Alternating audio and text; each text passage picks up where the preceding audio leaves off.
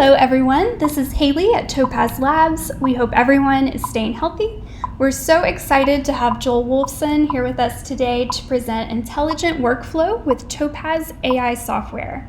We often get asked the best workflow for our applications, so today you'll get to see how to move through a workflow that includes JPEG to RAW, DNoise, Sharpen, Gigapixel, and Mask as well. Before we get started, just know that if you need to leave a little early, this will record directly to our YouTube channel so you can watch it anytime. It's just me today in the chat messenger, and I'm also managing the broadcast. So even though I have my hands a little full, I will try to get to a few of your questions, and I'll save a few of the most popular ones for Joel to answer at the end. But if you still have questions, no worries. We'll have Joel's contact information at the end of the live stream so you can reach out. We'll also have a special discount code at the end of today's presentation that you'll definitely want to take advantage of. Now, I'd like to introduce Joel. For those of you who are not familiar with him, I've gotten to know him really well over the past year, and he always pulls together such awesome presentations for us. Joel loves teaching as much as shooting. He shares his 30 years of experience with photographers of all levels by way of his workshops, one-on-one trainings, webinars, articles, blogs, and speaking engagements. His articles have been translated for use in more than 30 countries. If you want to work with Joel in person and come back energized with spectacular images, join him on one of his workshops. He conducts workshops in the US and worldwide and offers private workshops and online critiques of your work, which is perfect for right now. But for now, I'm going to turn it over to Joel. Joel, are you with us? I am here. Can you hear me okay? Yeah, loud and clear. Okay, well this is great. Are you ready for me to switch your screen over? Yeah, I am. I'm getting a little bit of a water droplet or kind of a popping sound. I don't know if you were hearing that or if that's just on my end. I think that's one of the eCam features. Everybody bear with me 1 second. Sure. Okay. Has the water stopped ticking? Yeah, it was kind of like a water torture, you know. Okay. But no, we're good. So Okay. if you want to turn over the screen and let me know when you see it, then we can get started. Okay. And you should be all set. Okay, and you should be seeing Lightroom, is that correct? Yes, that's right. Okay, great. Well, welcome everyone. Thanks for sitting through a couple little technical glitches there. Appreciate you joining us today, and a special thanks to people in faraway time zones that may be listening to this at an ungodly hour. I'm really psyched that I'm able to present today's topic of intelligent workflow with Topaz AI apps. I've gotten more questions about workflow than just about anything else. And we have all these great AI tools from Topaz, and most of us are also using things like Lightroom and On1 and Photoshop and so on. So the questions I get relate to using all these together in a sensible way, so that's what I want to address today. For those of you that might be somewhat new to AI software, the AI of course stands for artificial intelligence, but what does that really mean? Well, it works a little like our brains in that it takes into account its experience, which is called machine learning. So in this case, Topaz engineers feed the software thousands or millions of examples, and then it makes a judgment about your image based on that. In my assessment, there are pros and cons to AI, but in general, the upside is an overall better experience in terms of savings in time on the learning curve, and most importantly, better results. And I'm for anything that makes my life easier and yields better results. Before we jump in, I want to remind everyone I do have a number of educational resources, many of which are free, including videos, articles, and reviews, my newsletter, archives of these webinars, workshops, etc. The best way to take advantage of these is to sign up for my email list, and that's where I let you know about it all. So this is what my website looks like, and you can go to any page on my website and you'll see the gray bar on the left. All I need is your email address and a first name. I don't ever share it with anyone for any reason. I only use it for my email list, and I try to keep it to only 1 or 2 emails per month. Sometimes I exceed that, but not that often. And on every email, you have the option to unsubscribe at any time.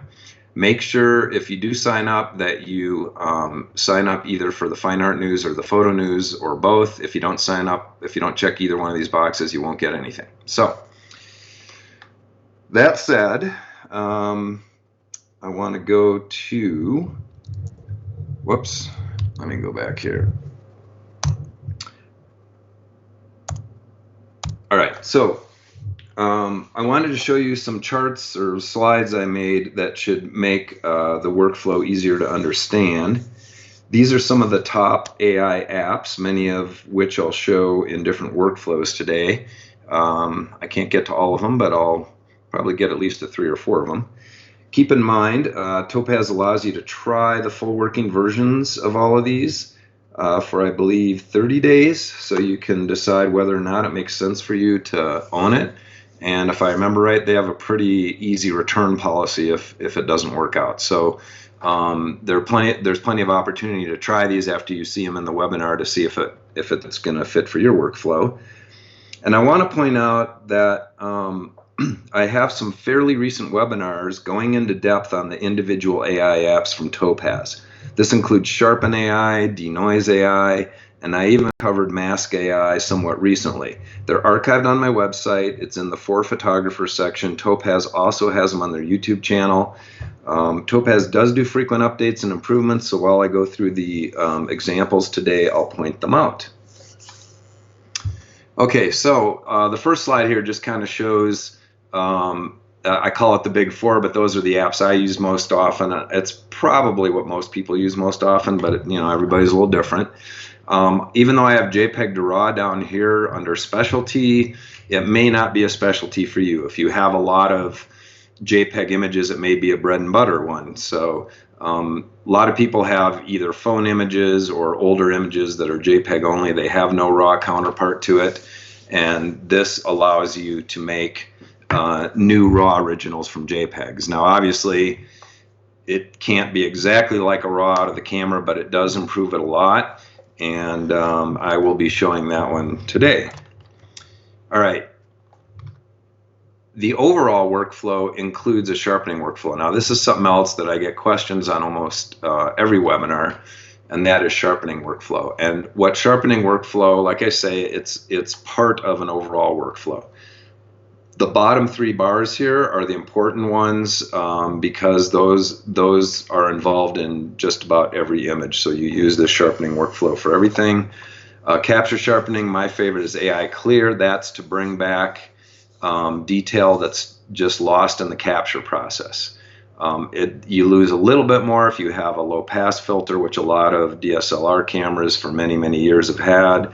Some mirrorless cameras, that standard is kind of going away, but even if you have one without a low pass filter, you still need to do capture sharpening. Selective sharpening, just like it sounds, you don't need it on every image, but some images require a little more sharpening in some areas than other areas. Say somebody's eyes in a portrait, eyes and mouth maybe, that's a common thing. In landscapes, lenses don't always perform as well at the edges as they do in the center. You might want to do a little extra sharpening there.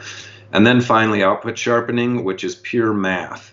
So that is totally based on your output, whether that's Instagram or something online, or whether it's a print that's 2 meters wide, 6 feet for those of you in the US.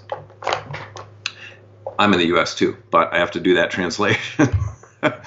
Anyway, that's the idea here, and that's a subset of this. So here is kind of the overall workflow and different scenarios. So I have, here's the important part, is this very top one. What is your goal or purpose for the image or images? And that is going to determine everything else. So it's a little bit of a decision tree here. You're not going to use every one of these steps on every image. For instance, I have here, do you have focus issues, yes or no? A few years ago, I never could have even put this in, but thanks to Sharpen AI and its predecessor also from Topaz, you can actually fix images that are out of focus, whether it's motion blur from you or your subject, or you or your camera did not nail the focus. You can actually, in many cases, fix that, which just still totally blows me away. Gigapixel AI, I will show. Mask AI, I don't know if I'll have time to show today or not, but those are sort of optional ones depending what you're doing. Adding a sense of depth, and then other aspects of final adjustments. And finally, the output sharpening, which we already discussed, and that's part of the sharpening workflow. All right, don't worry about memorizing this. I have the whole set of slides, including one more than this, are available for download. If you sign up on my email list, you will automatically get a welcome letter with a link to all these slides from today's webinar. If you are already on my email list, just shoot me an email and say, Joel, I'm on your list. Please send the slides from today's webinar, and I will do so. Do give me a couple days. Last time, I think it took me at least 3 days or more to get through all the emails, but I will send it to you if you're already on my email list and you send me an email. Otherwise, just sign up on the email list and you'll get it. All right, now let's jump into some images because I want to show you some different workflows with these applications.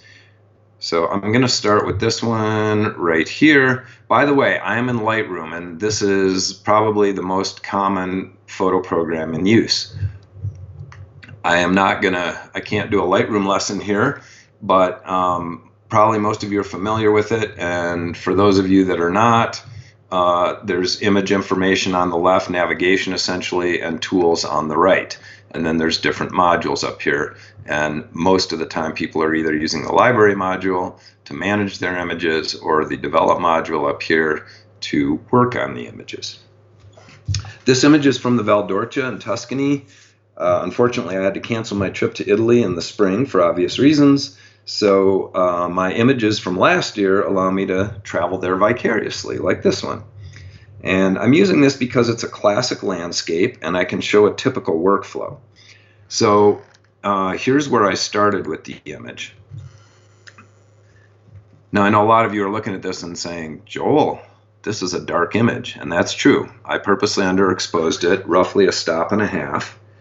And the reason I did that is to maintain detail in my highlights up here in the clouds. Clouds in a landscape scene or the sun coming through the clouds can be way brighter than your foreground. If you let those blow out, you will never get it back. Conversely, if you underexpose an area, with most modern digital cameras, you can bring that up about 4 stops without any detriment to the image. So to be able to do this all in one exposure, I underexposed a little bit to bring all that out. And you'll see if I go over to the exposure slider here on the right and bring that up until it looks good, we're going to probably be right around 1.5 stops. And so now the flowers, the poppies and the yellow flowers in there look about like they did. We have this dappled sunlight and there's spotlighting on the poppies and yellow flowers. I forget what the yellow ones are, maybe mustard in the foreground. And then you can see up here, now had I exposed it like this, you see how the cloud detail is getting blown out, but because I didn't, I'll be able to bring that back and balance it.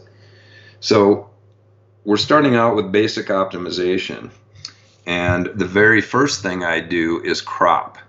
Now, you may not know your final crop when you start out, but at least get it in there roughly. And the reason I say that is because a lot of times we have maybe a vast amount of sky that we're going to crop out because it just doesn't say anything for the photo, and we just need a little bit of it. However, if you don't crop that out and you start doing your adjustments, it does influence your adjustments. So I always like to do my crop first. I'm not going to do anything major here. I'm going to uncheck my lock there so that I can just bring down the top without doing anything else. Let's see. I don't know. I don't need to crop that much out of it. So there's my crop, and I already brought my exposure up about 1.5 stops. So the next thing I'm going to do is selectively bring this back in with a graduated filter, and in Lightroom that's over here. M is the shortcut on the keyboard, and what I like to do is every time I bring up one of these filters, I hold down the Option key, which would be Alt on a PC, and you see that changes this to reset. Click on the reset. Now everything is at 0 and I can start with a clean slate. So first I'll put in my gradual filter, and you're not going to see anything because I haven't set anything yet. It's just showing the masked out area here. And what I'm going to do is I could just bring down the exposure, but I want to bring up contrast here too. There isn't a lot of contrast in the scene in the back. I still like the way that kind of fades off into haziness, so I'm not going to do too much. I'm going to use the dehaze. Now, I know a lot of you would probably go to the clarity slider and or the exposure slider, something like that. I haven't really liked the clarity slider in Lightroom since version 3. They changed it supposedly for the better. I just don't care for it. I tend to use dehaze in place of it. And so I'm going to bring that up just a little bit here. I'm thinking that looks pretty good. And the dehaze, you got to be careful not to be too heavy-handed because it has a lot of sort of not great side effects here. I'll bring it all the way up so you can see. It adds contrast, it oversaturates, it brings down the exposure, and so that's why I use it a little bit sparingly. But in this case, it's kind of a good way of combining contrast and exposure adjustment at the same time. So the fact that it brings exposure down, it might normally be a downside, but I'm using it to my advantage here. So we have basic optimization. That is normally done in RAW, especially the exposure balancing. The next step I'll do is capture sharpening. And although we could do that in Lightroom, I don't think it does quite as good a job as AI Clear. AI Clear, there's a few ways to get to that. But it's far more fussy to get it right in Lightroom. And when it comes to noise reduction, especially luminance noise, Lightroom just isn't very good at it compared to DeNoise AI. So for DeNoise AI, here, first let me close this so I can get that, get the graduated filter out of the way. So I can go into DeNoise AI a couple of different ways. I can right-click here, and you can see there's this Edit In menu, and then here's all the applications. You can set these up in the preferences in Lightroom. The ones I use a lot, I put that little tilde in front because it goes alphabetically, and that way those float to the top. The other way is simply to go under, if you're a menu person, go under the photo menu. There's that same Edit In, and you can go down to DeNoise AI here. It looks identical to the right-click one. And I do want to edit a copy. That's kind of an important concept. When you're going out of another host application, such as On One Photo Raw or Lightroom, then you want to edit a copy. If you're in Photoshop, you can just make a new layer, and that accomplishes the same thing so that you're not messing with your original image. So when I say edit, this will pop me into DeNoise AI and bring up that image. And here it's showing me a before and after. Since I haven't done anything yet, there's no after yet. Those of you that are not familiar with the interface on the AI applications, they're all pretty similar. Everything to do with viewing the image is on top, and the pertinent tools to adjust things are on the right, and sometimes there's a navigator depending on the application. Down at the bottom is just some information about this image. If I were using this standalone and batching a bunch of images, they would appear in here in rows, and you can see that in my DeNoise AI webinar that I did recently. So what I'm going to do here, my go-to is AI Clear, especially for an image like this that's well exposed and doesn't have any particular noise problems or anything like that. And it sounds a little funny doing capture sharpening in something called DeNoise, but that is what AI Clear does. While it eliminates noise, it also does capture sharpening. So I often will try this auto thing, which lets the program determine the best parameters for your image. You notice it's selecting low and low just because there isn't a lot of noise and it's already a reasonably sharp image. Now watch what happens when I click on Update. All right, so about now you should be seeing this depending on your internet connection, but if you compare the right here to the left, you can see all of a sudden it brought out way more detail that was there in these flowers and the trees And I like to check different parts of the image too, so I'll go up here where there's more subtle tonality. I'm updating this manually every time, but if you check this auto update preview, every time you move around on the image or change some parameter, it will automatically update it. Again, comparing the right with the left. And we're looking at this at very high magnification. So the 100% in DeNoise AI here is probably more like almost 200% in Photoshop, just to give you a comparison. So it's purposely magnifying a lot so you can see the detail. And you can see, wow, I'm just getting like, this thing blows me away still. Anyway, I'm getting a lot of detail even in these subtle tonality areas. All right. So I'm just going to accept that, say save image. And you can see AI clear, here's the status bar up here. It's processing a fairly high resolution image pretty quickly here. And when it's done, it'll drop us back into Lightroom. And in theory, it's supposed to drop us back into the image, but it may not have. So this is our edited image here. And I would say we're almost done. The only other thing I'd like to do here, if you remember this workflow, is we're down here now to final adjustments, because I'm not running any of these others here. I already did my capture sharpening, is we're going to go do some depth on it. And my favorite for that is precision contrast. You can access that in either Studio 2 or if you have the older Studio with the Pro adjustment for it, you can access it in there too. Again, I can just right click here, go edit in. I'm going to go to Studio 2.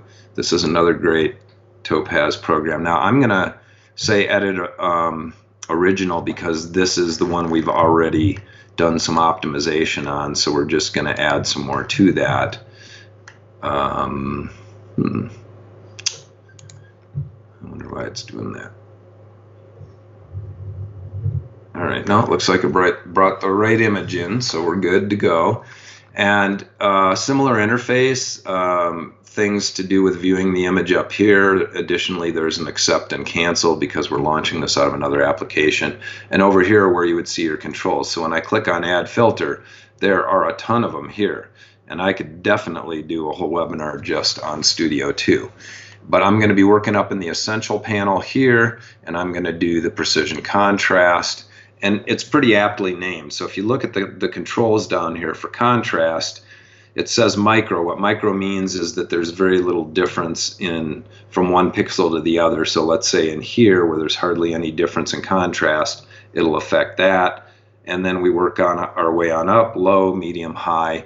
I rarely use, I will increase the first ones here. The high, if I use it at all, I tend to go to the negative because we start building contrast as we add here. So my good starting points. Now what to do is move this all the way over, and then you can see what it's affecting. And that just looks kind of weird, so I'm not going to do that. But a good starting point is in the 20 to 30 range, I think, thereabouts.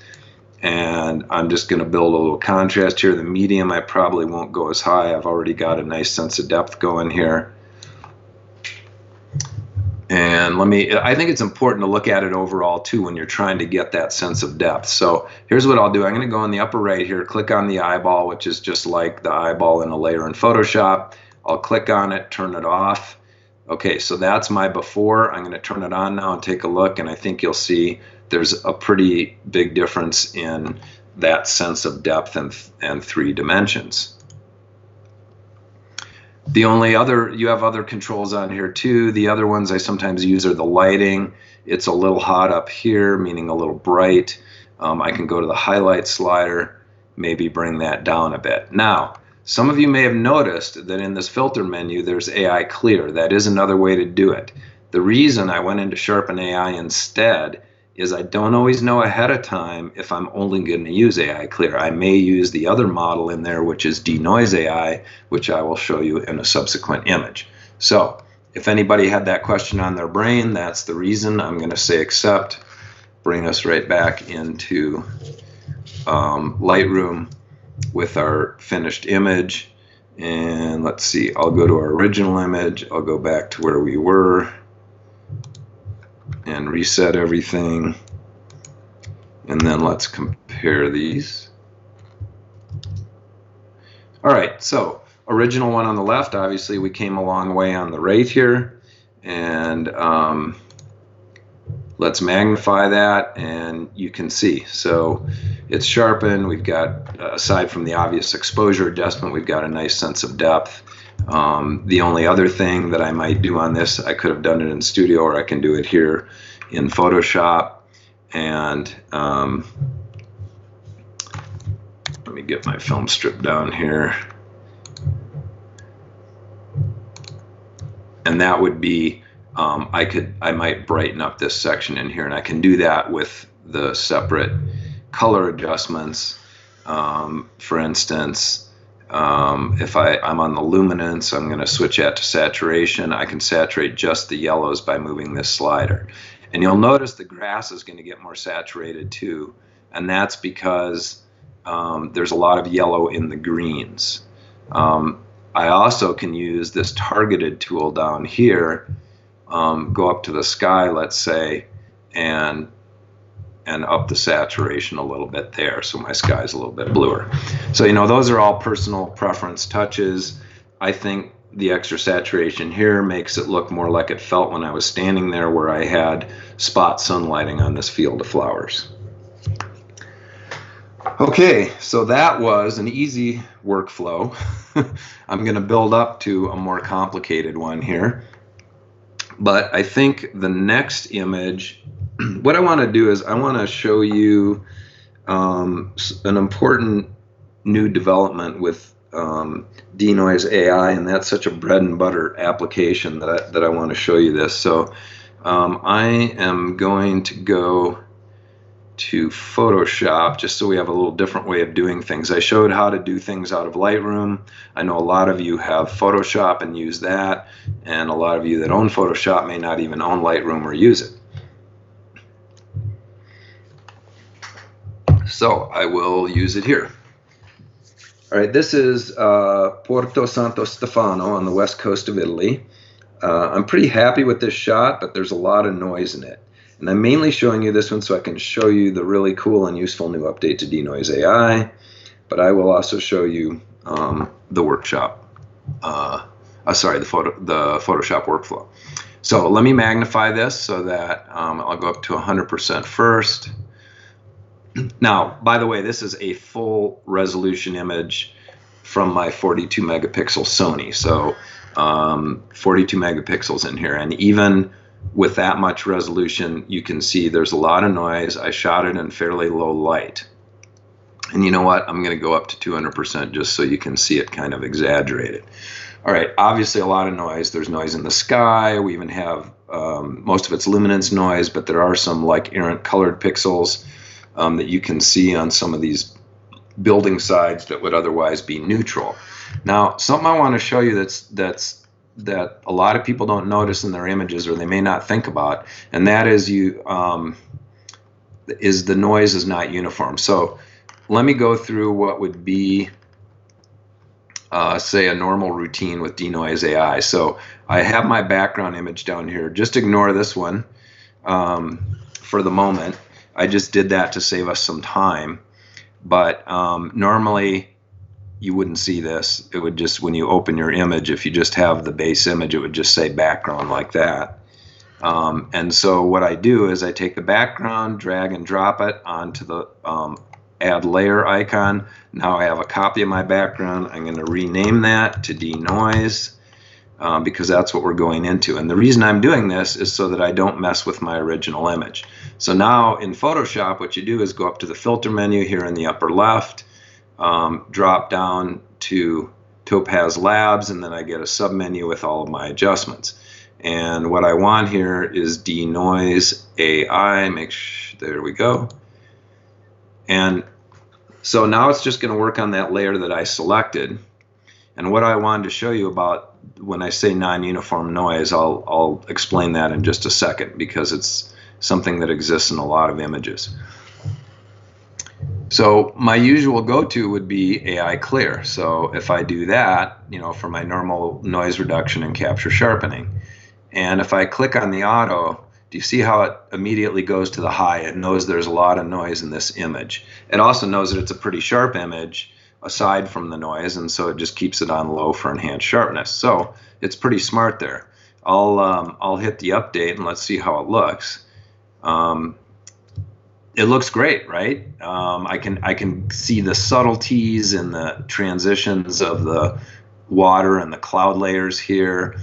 I'm still seeing a lot of detail in the image, and I've completely gotten rid of all that noise. All right, now let's move over to the edge of the image here, okay? And I'll update it again using AI Clear, the very same settings that we had.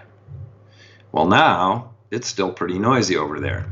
And I know some people might be scratching their head and saying, why is that so? Why is it noisier on the edge? The reason is modern digital camera lenses, lens camera combinations, correct for optical problems through software or firmware in the camera. And a common issue is light fall off, which a lot of people also call vignetting.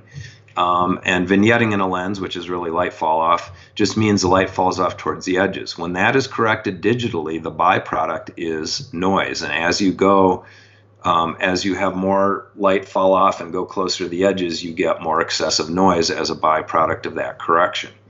And when you add that to, it really exacerbates it when you're shooting in low light like this. So it's funny because I was fighting this image, trying to figure out how I'm going to deal with this ununiform noise, and Haley sent me a beta copy with this magical new setting in it, which I'm going to show you now. So I'm changing the model from AI Clear to DeNoise AI. Now, before this new feature came about, DeNoise AI, and it's still the case, is for more precise control of getting rid of noise. So when you can't do it with AI Clear, which is fast, simple, and easy, then you can use something like DeNoise AI, and you'll see that in my DeNoise AI webinar that I have recorded. But what's magic about this? I'm gonna turn on this low light mode, and I'm gonna update this. Here, wait. Before I do that, let me show you. I'll take the remove noise to 100, full blast. I'll hit update on this. Now the DeNoise AI model takes a little more calculation, so it takes a little while for that preview to get going. Once it gets going, it goes reasonably fast, but we still have to wait, maybe 8 or 10 seconds here until this gets to 100%. And you can see it got rid of a little noise, but there's still quite a bit here relative to what there was. Most of it is still there. Now, I'm going to go back to the auto detect settings, so I'm not running this on full blast. I'm going to turn on this low light mode and take a look what happens here. I know you've got to be patient with me here. I did want to show you this at full resolution, so this is in real time right now, and it does take that 8 or 10 seconds or whatever to generate this preview, but I guarantee it's worth the wait. All right, take a look at that. Totally amazing, totally amazing. So I didn't lose any detail. I can see these people sitting up on their balcony in their house, and I can count the stones in this stone wall here, and I totally got rid of all that excess noise. So now the question is, how does it look in the middle with those same settings? Well, I'll update it there too. And yeah, I apologize for the delay here. I'm making you watch this in real time, and I promise I won't do that with all of these. This is a significant feature.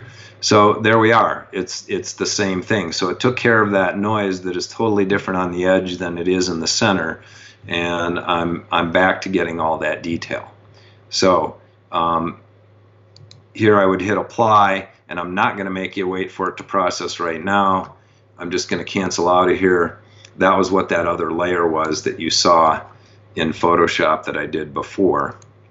So I did this before I started the webinar. I did the very same settings that you just saw with that low light mode. I'll turn that on. So there's the after.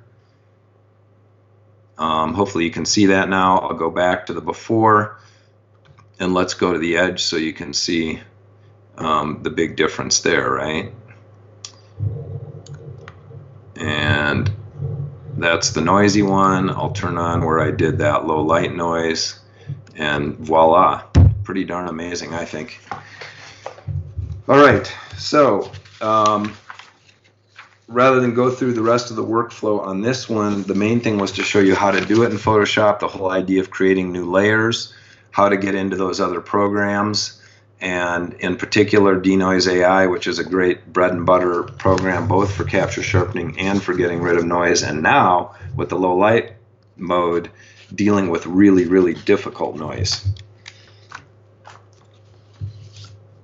All right, so you know what I'm going to do now is I am going to go to on one.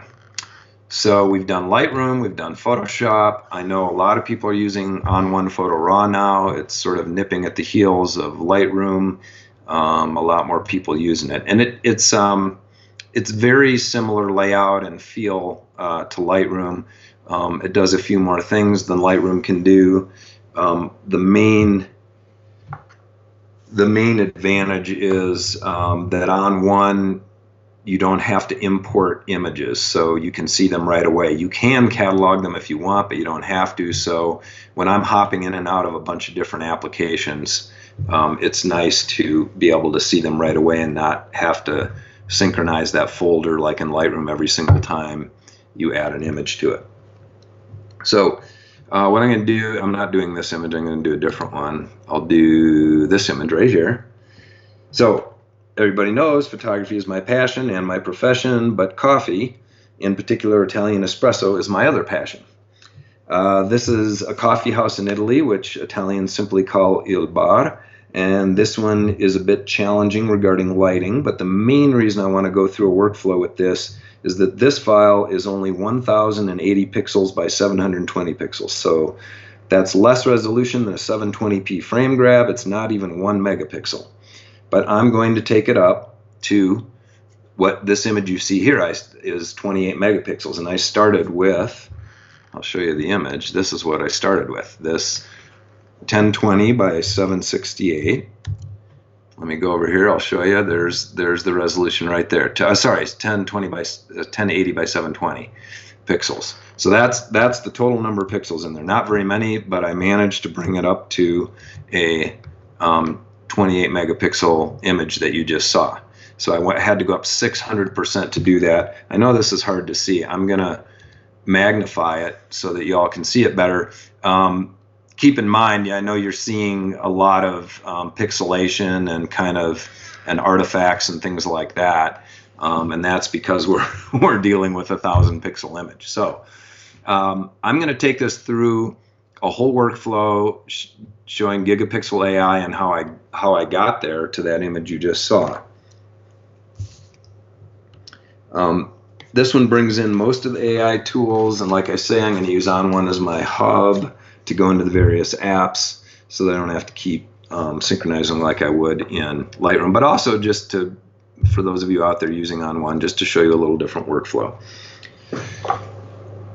Now, what I have found, I'm going to start with JPEG to RAW, and a lot of people wonder what you would use that for. Well, anytime your only existing original is a JPEG, in my experience anyway, there is no downside to converting that to RAW before you do something else. In particular, I do that when I know I'm going to go up with it in Gigapixel AI.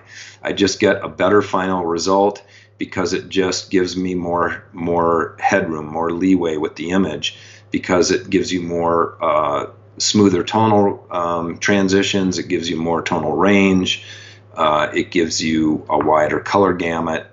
So let me open up that image. You notice when I open this up, it only shows me JPEG images. So if I select that one, it's going to open it in here, and it's putting it in what looks like the batch mode. But if I go up here to preview again, this is all stuff with viewing the images. These are the pertinent tools on the right, just like the other apps we've looked at.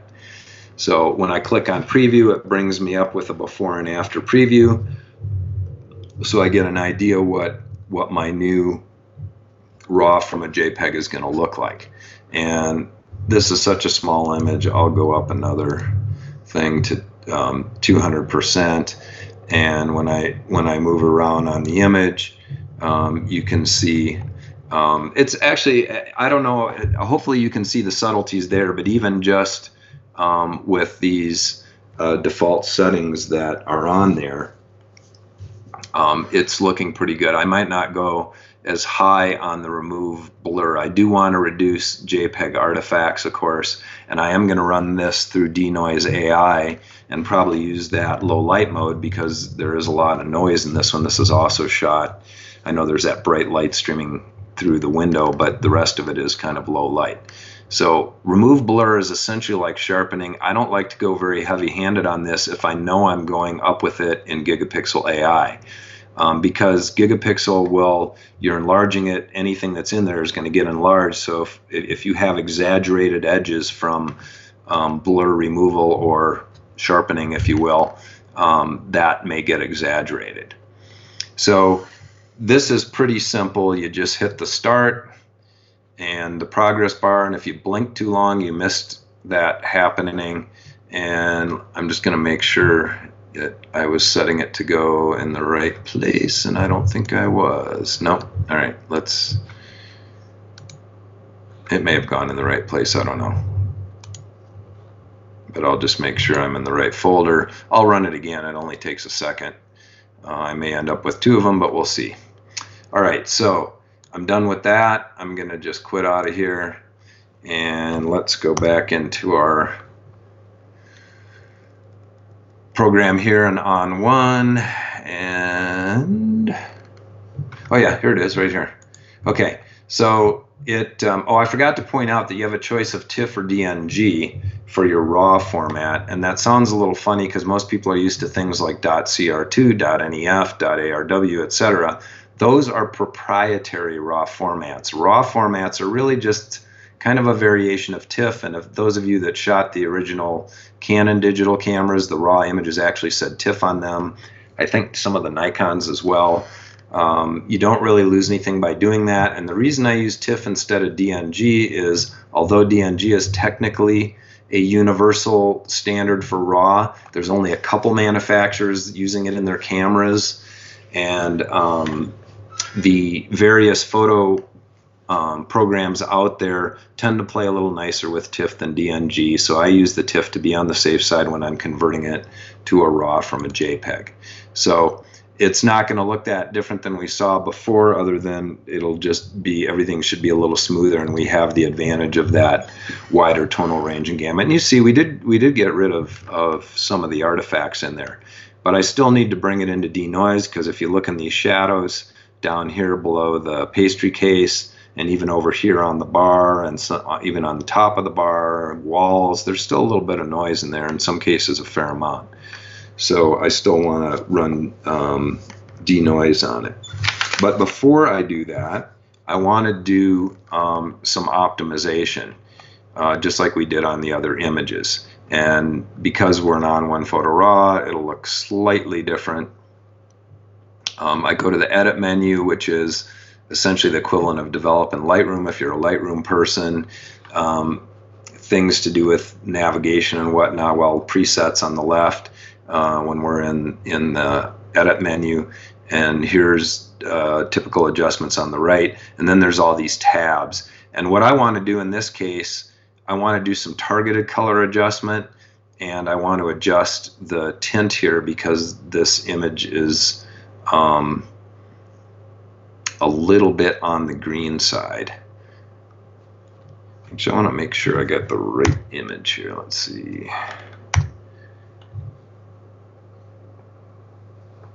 Yeah, that should be the one that we just brought in. Okay, good.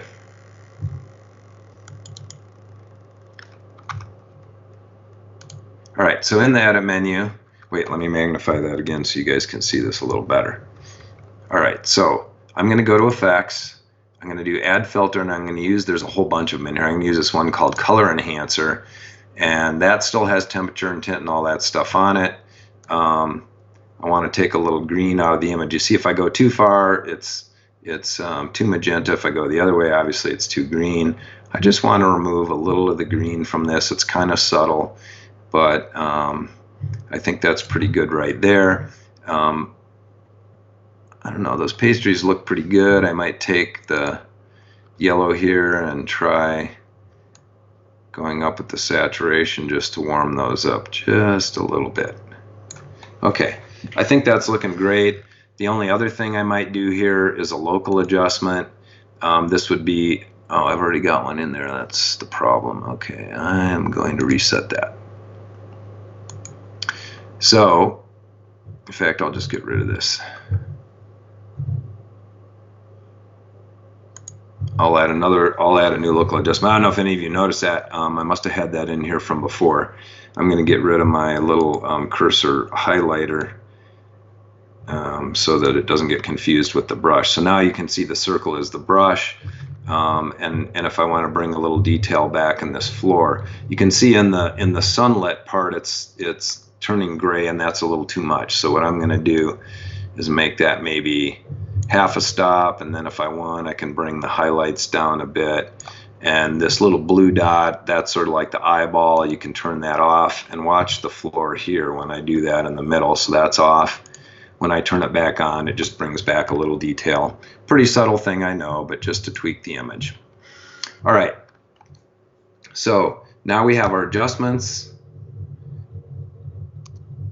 and I'm going to bring that into DeNoise AI to try to get rid of any excess noise that we have.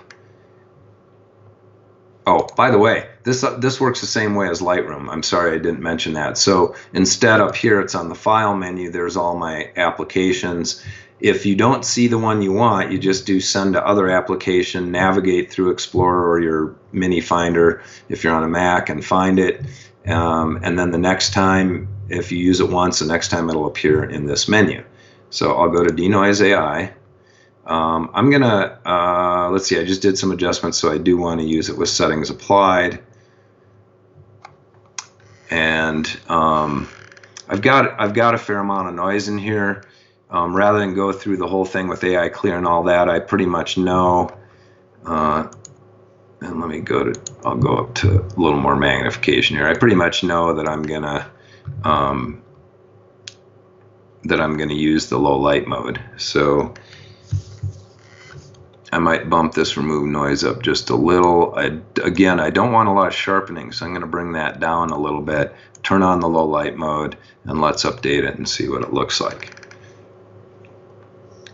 Now again, it takes a little while for that generating preview thing to start. We don't have quite as much information here, and wow, look at how that cleaned it up. So it took out, in fact, here, let me go over here where you can see the artifacts in the bar, and or sorry, in this case, where I can update this, because that's where there are a lot of like sort of noise and noisiness and artifacts, and that pretty much removes it. We didn't really sacrifice any detail, and so we got our capture sharpening at the same time. If you look at edges on this, it's hard to tell, I know, because we're still looking at that 1000 pixel image, but I'm going to say save. And I am going to make you wait on this one, but it doesn't take long because it's only a 1000 pixel image. And then here's our new one. It says copy. I like to rename these. So if you right click in the grid view here, I can go to rename file, and this is just like I renamed the layer in Photoshop. So instead of copy, it's telling me that I first went through the JPEG to RAW thing, and then I'm going to add that I did DNoise. And my settings were 2010, 2010, and I used the low light mode. So that at least tells me at a glance what it says that name already exists. I must have another one in here. Well, we'll just call this version 2. All right. So we have one more big step to do, pun intended, and that's go to Gigapixel AI to enlarge this thing. And all right, so I'm going to give you a heads up here. I'm using the newest version of Gigapixel AI, which is 5.0. It's the very first iteration of the 5.01. So fingers crossed. And I'm going to go into Gigapixel AI. I do, let's see, we modified this one. So it really doesn't matter actually in this case whether I say original or not, because it's going to create a new file anyway. Now, if we're lucky, yes, we are lucky, it's going to pop the image into Gigapixel AI. You can also run Gigapixel AI standalone, just like I did with JPEG to RAW. You can also batch process, just like I did with JPEG to RAW. Now, you can see a pretty darn big difference here, I think. Let me go over to the pastry case. Everybody likes looking at pastries, right? I'll wait for the preview to rewrite. So here I am going from less than 1 megapixel. I'm going to scale it up completely because I don't know what scale it's on right now. It just looks better. But I'm really going to magnify it. So this 6x is 600%. And I'll go through and explain this because I didn't really explain the tools on Gigapixel. So there's 3 different ways to resize it. Scaling is what I'm doing now, where I can pick 6 times, 4 times. So those are all 200%, 400%, 600%. You can pick your own right here if you want. You can go by width and do the number of pixels or number of inches or number of pixels per inch or centimeters, whatever you want is there. Now, here's a couple new features in here that I want to point out. Face refinement, if you have faces in your image, and this is for images where they're not the whole image, not like one portrait that fills up the frame, but you have a bunch of faces in there, this should improve the look of those. I can't speak to it just because I haven't had enough chance to try it yet. I have tried this, and on this image I like the natural better, but the man-made is good. Like you saw that skyline shot I had of Seattle from the water at night. Skyline shots, architecture, buildings, interiors, things like that, basically man-made things. This gives you a little more tooth, so to speak. It sharpens some of those edges. When you have more fluid things and roundy things like these pastries, like the people in the background, in this mixed environment, I just liked it better on the natural. Here are your settings. Again, it's a noise to suppress noise. We don't have a lot in here. I'd probably run the auto settings on this because I think that looks pretty good. In fact, here, let's go over here so you can see. Let's see. This doesn't show very much at a time. So we're at 600%, and then we're looking at that at 100%. So this is probably like 800% in Photoshop. But that said, you can still see, like, look at these dishes in the case. It brings those out. These blobs here actually become, look like an etching. You can see this menu better. And you saw the pastry case already. That looked a lot better with this. So I would hit save here. Going up to a big one like this would take a while. Not a super long time. You can see the progress bar down here is going fairly fast. Again, I'm not going to make you wait for it because I just want to get through this so you can see how everything works out. So I will quit out of there. And what I want to do is compare my final image where I just went through all these steps all the way through Gigapixel and compared against the original 1 megapixel image. Now, Lightroom and On1 are not particularly good at mixed magnifications doing a side-by-side. So that said, because they make you stay at the same magnification, so I'm going to do it in Photoshop. Just a little easier way to do it. I don't need to save this anymore. You guys already saw that. And let's just do here and make sure I'm in the right one. And what I want to do is compare this with the original one, which is right here. So I'll open both of these and I'll do a side-by-side for you so you can see how far we came converting it to RAW, then optimization in our host program, then DeNoise AI, and then Gigapixel AI. So this is our final. Let's bring that up. Oops, yeah, to 100%. That's good.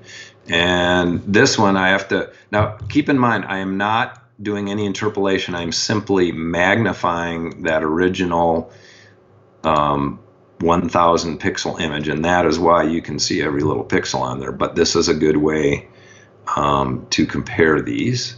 So I will go in here and put 2 up vertically, and let's make sure we're in the same part of the image. So there you go. I'm going to move it over just a little bit so you can see some more details here. All right, check it out. Here we are on the left, a bunch of pixelated blobs, and here on the right you can actually make out this serving dish with the spoon in it. You can see some kind of a logo or glass, some etched glass here. You can make out, you know, the dish sets and stuff in this display case, and look how it smoothed out the arch. And we're looking at very high magnification here. This is a 28 megapixel image at 100%. Of course, this one is at 600%. So pretty darn amazing. Now, what I'm going to do is, some of you might say, okay, why can't I just do that in Photoshop? And you can, and I'm going to show you the difference, because I also did it in Photoshop using as similar settings as I could. So I went up to 600% in Photoshop using their automatic interpolation algorithm, which I think is, well, it's some form of bicubic, I believe. And I'll open up the Photoshop one, if I can find it. There it is, Photoshop at 600% on auto. Let's open that one, and let's go to 100% on that. And we'll go back to our little side-by-side thing here. 2 up vertical. And let's see, I think I can...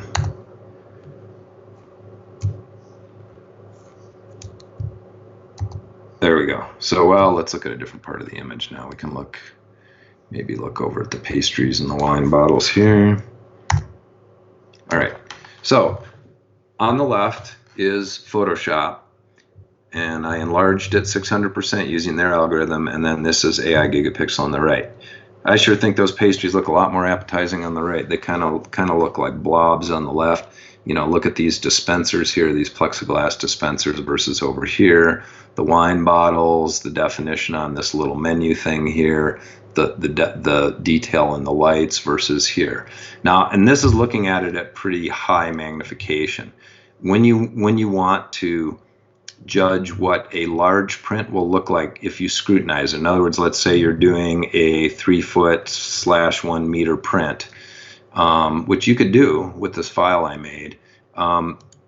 Looking at it at 50% is a little more fair way to do it in terms of how it might look in a print. You'll never see the kind of detail in a print walking up to it that you see on your computer at 100% with a 28 megapixel image. But still, even at this magnification, look at the difference. I think you can still see a pretty big difference looking at these pastries, the dispensers, the detail in the lights and the wine bottles versus over here. They're just that much more detailed and crispy, if that's a word, crispness. They look nice and sharp. All right. Trying to think if there is one more step that I might do here, and I'm running out of time, so I'm not going to do it, but I'll tell you about it, and that is Sharpen. So I actually pre-did it right here, but what you would do normally, just like we did all the other ones in Photoshop, and I'm going to close the Photoshop interpolated image, and this is the one I did in Gigapixel.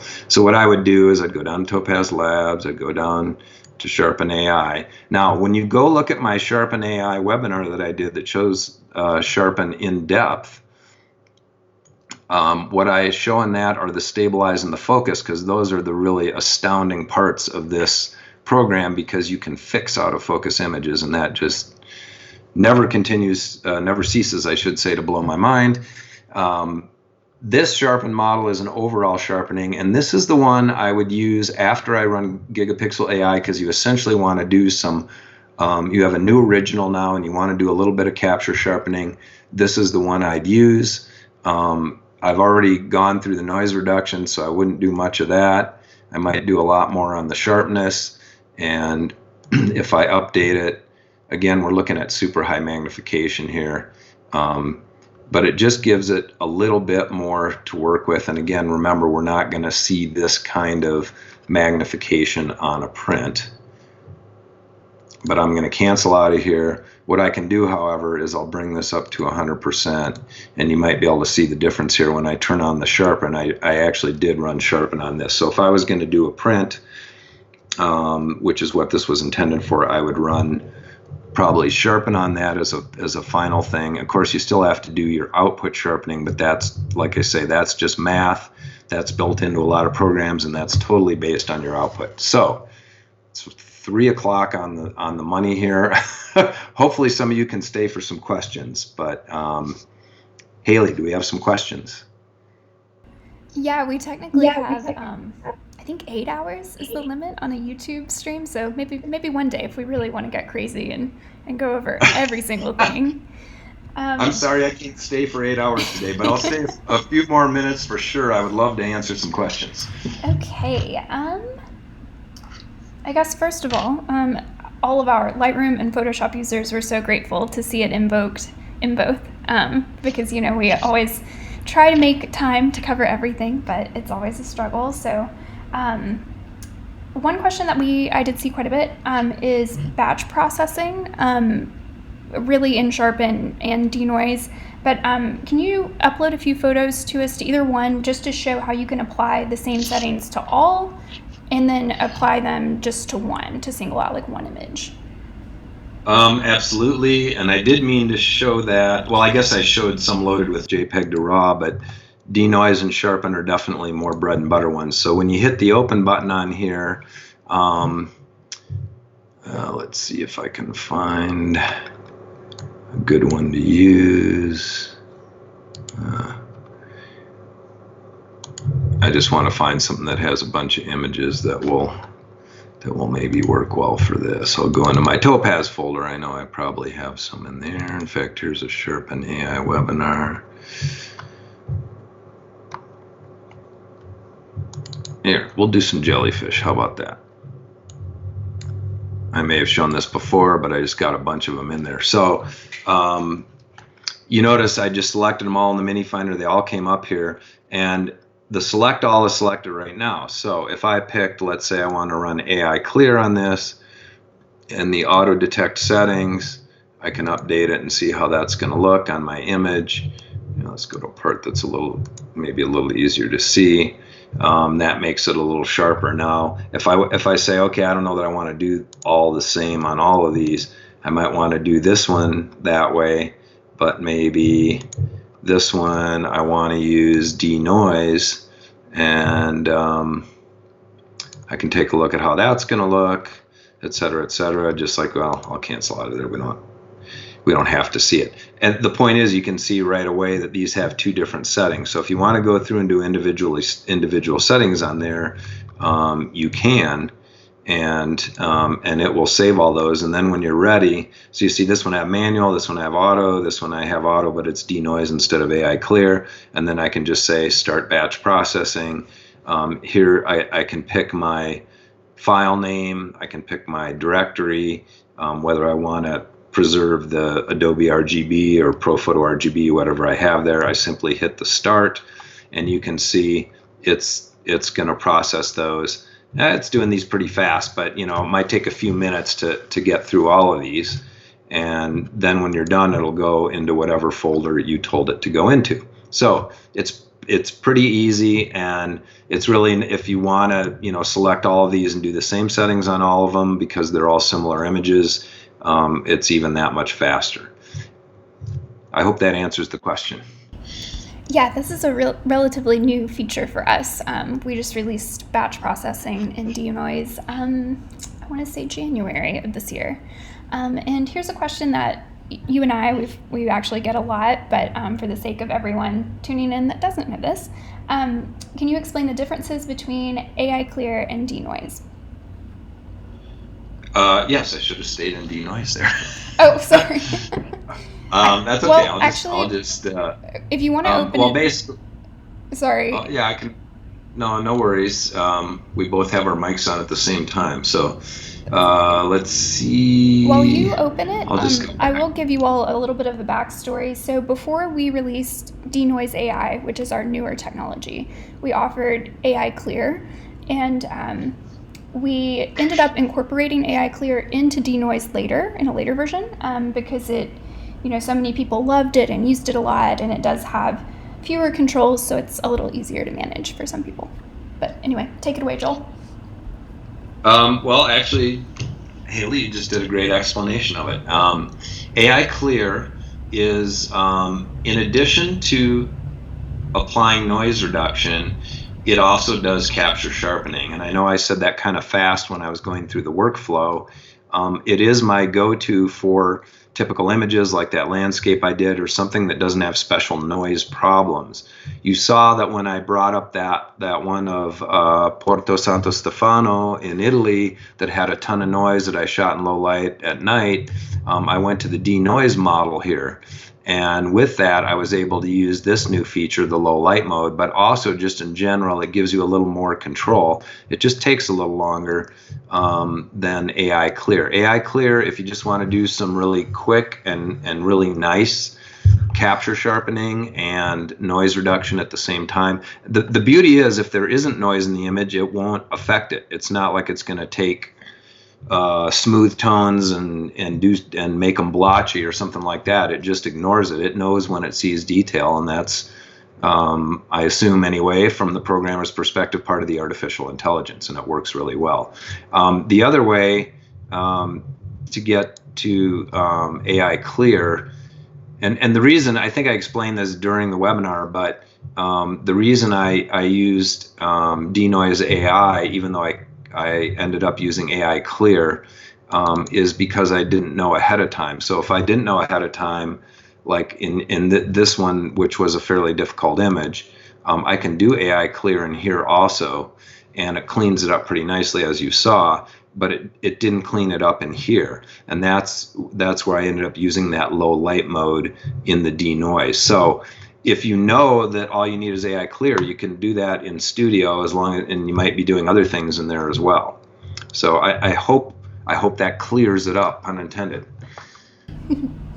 Okay, since we're on the topic of DeNoise noise reduction, parlaying this into our next question, Topaz Sharpen AI has noise reduction, and Topaz DeNoise AI has sharpening. So what's the difference, and how do you go about using those? Okay, so let me get this right. You're saying I know DeNoise AI does do some sharpening, and sharpen. You're saying Sharpen AI. You're asking the difference, like when you would use which sharpening. Is that the question? Right. I think there's some questions about how do you know after you've rendered an image in one, should you go on to the next? Some of those sliders can be a little confusing for people. Yeah, let me see if I can bring up an image here.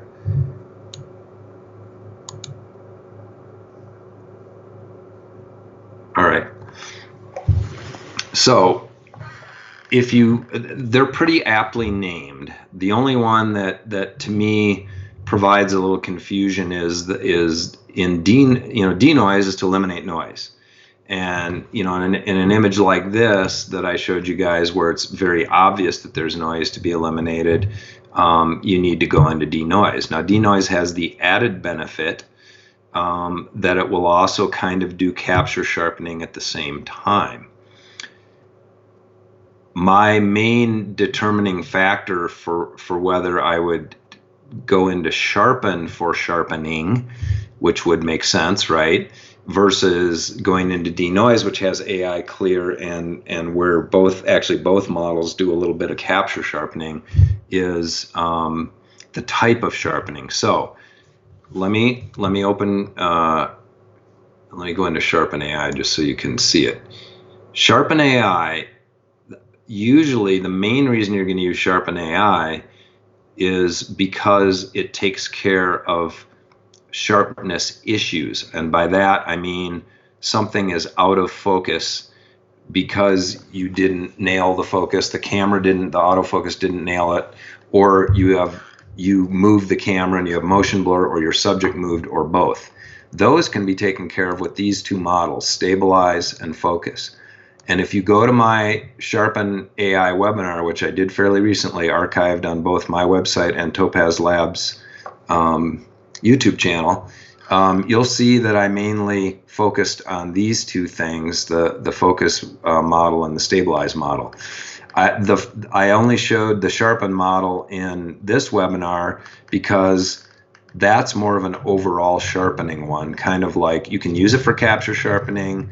I tend to use that very little. I tend to go to Sharpen AI for stabilize and focus. I did happen to use it on that shot of the coffee house in Italy because I enlarged it with Gigapixel AI, and it just, in my opinion, this Sharpen model in Sharpen AI for post Gigapixel sharpening works. So let's go back to the workflow, because my feeling is that if you're going to run Gigapixel AI, and I mentioned this a few times during the webinar, is you don't want to do too much sharpening along the way. Yes, you can do capture sharpening, but remember, capture sharpening is just to bring back what was lost in the image capture process, so in the camera before it ever hits your computer. That's what you're bringing back with capture sharpening. So I hope that helps. My go-to for capture sharpening is AI Clear. If I have to do noise reduction at the same time, I can still go into DeNoise AI and do both of those at the same time. And those are both, and so if you think about it in terms of where it is in the workflow, that's where it is. Now, that's not to say you can't use the sharpen mode in Sharpen AI for capture sharpening, but that wouldn't be my first choice. I would tend to use that after Gigapixel AI. Otherwise, my main reason for using Sharpen AI is the totally amazing way it can fix something that's actually out of focus. I hope that I hope that clears it up. Yeah, it is a little confusing, but if you follow this slide, I think it'll make more sense. You see right here in big letters, I have, let me get my little cursor highlighter, but I have focus issues, yes or no. And then you use Sharpen AI, focus or stabilize modes. And up here, I have noise reduction or capture sharpening, AI Clear or DeNoise. Now, I do mention this also because you can use that. So what I would say is if all you own is Sharpen AI and you do not own DeNoise AI, go ahead and use the Sharpen module too for your, for sharpening if you want. If you own DeNoise, then my go-to, and that's why it's green here, is AI Clear for capture sharpening. And moderate noise reduction. If you really need specialized noise reduction, then DeNoise. So if you just follow my slide here, I think that'll help you determine what you need. And that was sort of the idea of going through some of these things. So I hope I didn't over-explain that, and hopefully people understand. Does that answer the question? That was a perfect answer. It's something that we get all the time. And, people that are very new to Topaz, I think it's something that at the first glance, you kind of think, okay, well, this has one of each, so which one should I use? So that's why we do webinars like this. Absolutely. Okay. Since we are almost out of time, I want to give you guys a couple more resources. So as promised, the 20% discount code is going to be Joel Web 0630, and that's valid through July 9th. And that's going to be good for any product in our shop, including products that are on sale, and your total purchase as well. Gigapixel AI is currently on sale for $79.99. It's normally $99.99. And the sale price for that is valid through July 7th. Our utility bundle is also on sale, which includes most of what you saw today. So that includes JPEG to RAW, DeNoise, Sharpen, and Gigapixel if you want to get the whole set for just $195 right now. I think all together those add up to a little bit more than $350 if you were to buy them all separately. And that's also valid through July 7th. If you happen to own one or more of the products that are in the bundle but would like to get the others, just add the utility bundle to your cart and you'll see the discounted price that's available to you from there. It will take into account what you already own. If you have any questions for Joel, you can reach him at info@joelwolfson.com, and you can follow him at joelwolfson.com. Don't forget to... Haley? Yes. Yes. Oh, sorry. I just you maybe already mentioned this, but they can use the 20% discount on top of the sale price. Is that right? Yes, that's correct. Okay, so that brings the bundles down even more, which is pretty cool. Okay, sorry, didn't mean to Yeah. interrupt. I just want to make sure of that. No, that's a great point. And just remember that the sales end a little sooner than the discount code expires. So be sure to grab those before the sale ends. And that's going to be next Tuesday. So you still have plenty of time, but just FYI. And to catch future live streams of ours, don't forget to subscribe to our channel. Today's session will appear after it's had some time to process, but once that happens, you can watch today's session anytime. Joel, thank you again so much for such a great presentation.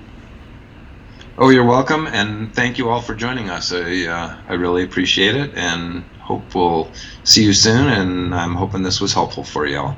So everybody have a good day, good evening, whatever time zone you're in. Thanks. Thanks, everyone. Bye. Bye.